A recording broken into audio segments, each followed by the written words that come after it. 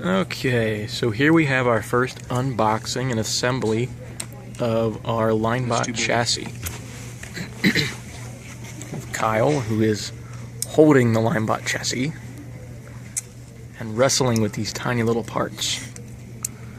And we have Alex, who is studiously and diligently reading the directions, commanding the operation.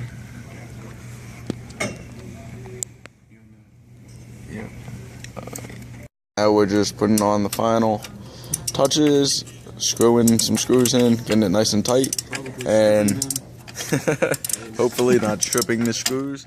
And this is where we're at. Are you good? And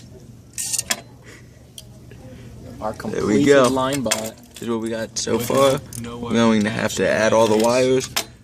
So this is our very first test. We got the motors all connected. We finally figured out that we were using the wrong library for the Arduino motor, or the Adafruit motor shield. So we got the new library, and as you can see, we're running the motor test. It seems to be working perfectly. And we bought this chassis off LineBot.com, and it came with the motors and the battery pack. This AA battery pack powers the motor shield up here. And we have a 9-volt battery right here, which powers both the Arduino Uno and the sensors. Our robot runs on 2 dual DC motors, and they are each powered from the motor shield with specific connections to the right and the left motor.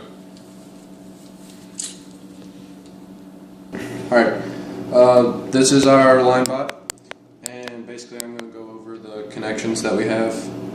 The first main power for the motor shield, I connected it to a switch right here, you can see, which just on and off switch, and then there's also on and off for the Arduino. And the sensor has these wires coming out right here, the white wires. I connected them to these. Blue is signal, black is ground, red is power. Just basic colors. And then each of the DC motors is connected to M3 and M1 on the motor shield. So yeah, and then the soldering, the motor shield V2, we had to solder each of the connections for the digital and the analog outputs right here, and the signal and the sensor is soldered to the board. I use 60/40 solder. And yeah, that's about it. Alright, Chris Anderson here. I'm going to be talking a little bit about the line sensor on our robot, which is obviously the most important part. It's supposed to follow a line. And I'm also going to explain to you a little bit about how Chastity here self-corrects when she receives different values from the sensors here. So I'll tell you a little bit about the code, about the sensor, some of the snags that we had. Let me show you the bottom side of the sensor here. We bought this sensor from robotshop.com. It has an array of 5 different pairs of infrared LED emitters and detectors. So it's constantly beaming out infrared light to the ground, and then it receives that back, and it gets different values for black and white and different colors in between.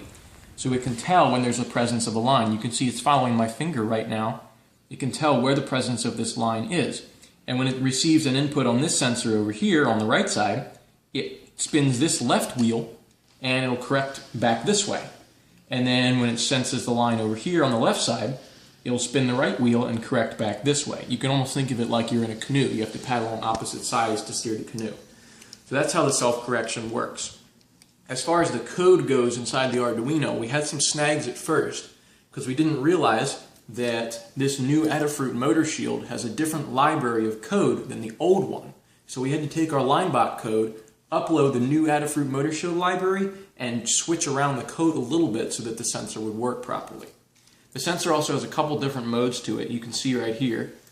In this mode, it's designed for bright line following.